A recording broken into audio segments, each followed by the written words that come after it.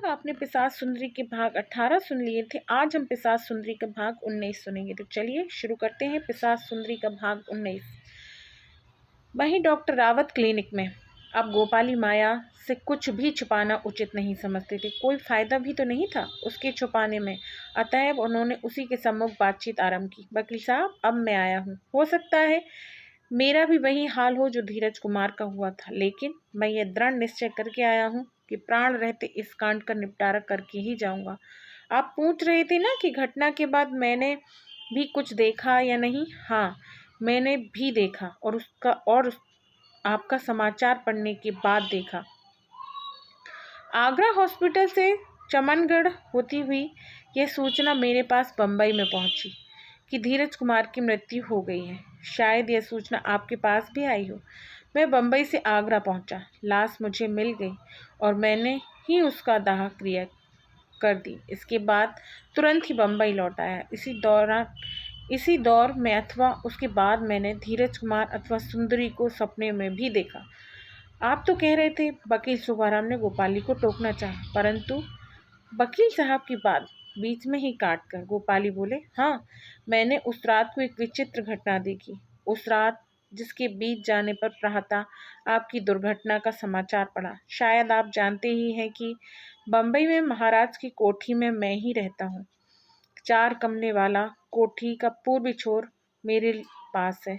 उस रात मैं महाराज सहित क्लब के लगभग 10 बजे लौटा और कोठी के अपने भाग में पहुंचकर अपनी दोनों पत्नियों तथा 2 नौकरों को अच्छी खासी उछल कूद करते पाया। पूछने पर यह मालूम हुआ कि एक चमगादड़ आ घुसा है। उसने एक बार उड़ा दिया गया, परंतु वह फिर भी मेरे कमरे में आ घुसा। गोपाली क्षण मात्र के लिए रुके, सिगरेट सुलगाई, फिर बोले, उन सब ने चमगादड़ की खोज में कमरे की बुरी हालत बना दी। किताबें, बिस्तर, सोफा सेट सभी उल्टे पड़े थे। मुझे बुरा लगा। मैंने कहा, भगवान अथवा अल्लाह के बंदो, चमगादड़ कोई शेर या तेंदुआ नहीं होता। तुम में से कोई भी इस कमरे में उस समय तक नहीं जा सकता जब तक कि मेरा कमरा पहले जैसी हालत में ना हो जाए। उस समय मुझे यकीनन मुझे आभास नहीं था कि चमगादड़ के रूप में धीरज आया है। धीरज कुमार? चौंककर वकील साहब ने पूछा। हाँ, धीरज कुमार, गोपाली बोले। अब चमगादड़ की खोज भी स्थगित हो गई और मेरा कमरा ठीक किया जाने लगा। मेरा ख्याल था कि लगभग 12 बजे तक मेरे दोनों पत्नियों के साथ बेड गपशप की करता रहा, फिर सो गया।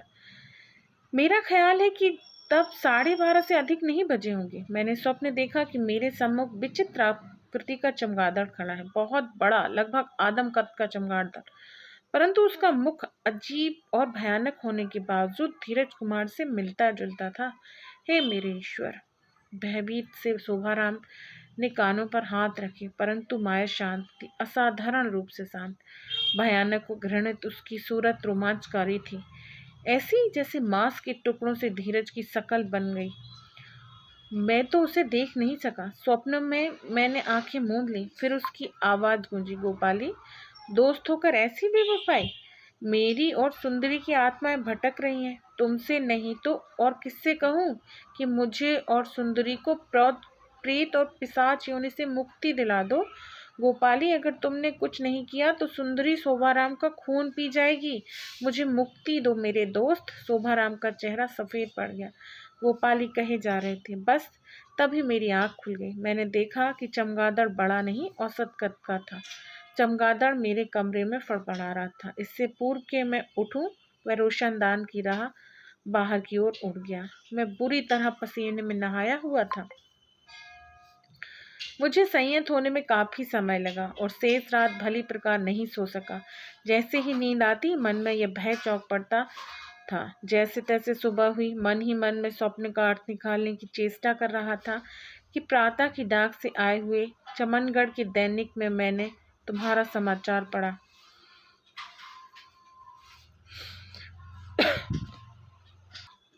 और पढ़कर स्वप्न अर्थ का तनिक सा आभास मात्र ही मिला। इतना कहकर गोपाली ने मुस्कुराते हुए पूछा, लेकिन आपको डरने अथवा शंकित होने की बिल्कुल आवश्यकता नहीं है वकील साहब। दावा वापस लेकर आपने तो एक तरह अपने जीवन गारंटेड करा लिया। अब वह सुनो जो मैंने किया, जो मेरा प्रोग्राम है, अथवा यह कह लो कि मैंने जो मोर्चाबंदी की है उसका विवरण। माया, डर तो नहीं लग रहा? नहीं, माया हंसती। बम्बई के उस क्लब में के जिसके मैं और महाराजा सदस्य भी हैं, एक सज्जन और भी हैं, नाम प्रोफेसर पांडुरंग आपटे। सांवले रंग और श्वेत केसी प्रोफेसर, 70 वर्ष की आयु में भी खूब हष्टपुष्ट है। वैसे प्रोफेसर आपटे रसायन शास्त्र में किसी विदेशी यूनिवर्सिटी के स्नातक हैं, लेकिन कहा जाता है कि वह केवल उन लोगों का उपचार करते हैं जो भूत प्रेत से पीड़ित होते हैं। मैं उनसे खुद परिचित था। अक्सर रोज ही हम दोनों में शतरंज की बाजी लगती है। अतः बिना किसी को कुछ बताए ही धीरज कुमार की डायरी को चुपचाप जेब में रखकर मैं उसके यहाँ आ पहुँचा। लगभग 2 घंटे तक मैं उसके पास बैठा रहा। वह उन लोगों से मिलते रहे जो अपना उपचार कराने उनके पास आए थे और उन्हें विचित्र इलाज बताते रहे। चूँकि मुझे उन्हें धीरज कुमार की पूरी कहानी और डायरी पढ़कर सुनानी थी, इसलिए कई घंटों का काम होने के कारण मैंने भी यही उचित समझा कि वह शेष कामों से निवृत्त हो लें। इसके बाद उन्हें मैं पूरी डायरी और कहानी सुनाऊं। गंभीरतापूर्वक सुनते रहे। फिर बहुत सी बातें उन्होंने मुझसे पूछी और अंत में मुझे आश्वासन दिया कि वह इस कांड को समाप्त कर देंगे। उत्सुकता से वकील साहब ने पूछा, तो प्रोफेसर आपटे आपके साथ आए हैं? नहीं, साथ तो नहीं आए, लेकिन अब वह आ जाएंगे। दरअसल इस काम में हाथ डालने के लिए उन्होंने एक शर्त रखी थी, यह कि चमनगढ़ आऊं तो आपको समझा बुझाकर दावा वापस लेने के लिए राजी कर लूं। मैंने आपकी इच्छा पूरी कर दी मिस्टर गोपाली। इतना ही नहीं, डायरी के आधार पर आप दावा कीजिए, मैं आपकी पैरवी करूंगा और धीरज कुमार का बारिश आपको साबित करके रहूंगा। गोपाली हंसे। आप मुझे गलत समझ रहे हैं वकील साहब। नहीं, मैं आपको कतई गलत नहीं समझ रहा हूँ। मैं चाहता हूँ कि ऐसा करके आप अपनी इच्छा के विपरीत केवल अपने दोस्त की इच्छा का पालन करेंगे। वैसा मैं नहीं करूंगा वकील साहब, कभी नहीं करूंगा। कितनी भी गाढ़ी दोस्ती क्यों ना हो, उचित अनुचित के प्रश्न को नहीं भूला जा सकता। तो फिर उस जायदाद का क्या होगा? मैं नहीं जानता क्या होगा। मुझे यह सब जानने की जरूरत भी नहीं है। मैं आपसे भी दावा वापस लेने के लिए ना कहता। अगर प्रोफेसर आपटे मुझे ऐसी राय ना देते, यह कांड समाप्त हो जाए, तो मैं केवल यही राय दूंगा कि संपत्ति को पीड़ित मानवता की सेवा में लगा दिया जाए। घाटी का महल अच्छे प्राकृतिक स्थान पर है। वहाँ अच्छा खासा तपेदिक के रोगियों का अस्पताल बन सकता है, कोई कॉलेज बन सकता है। धीरज कुमार की संपत्ति उससे जीवित तो नहीं रख कर सकती, परंतु कम से कम उसका नाम जीवित रखने में सहायक हो सकती है। क्यों माया जी? भला इस विषय में मैं क्या कह सकती हूँ? इस प्रश्न से वकील साहब को तो आश्चर्य हुआ, परंतु माया खिलखिलाकर हंस पड़ी। बोली, अगर आपके इस मजाक को मैं सच भी मान लूं, तब भी गोपाली जी, मैं इस संपत्ति की दावेदार नहीं हूँ।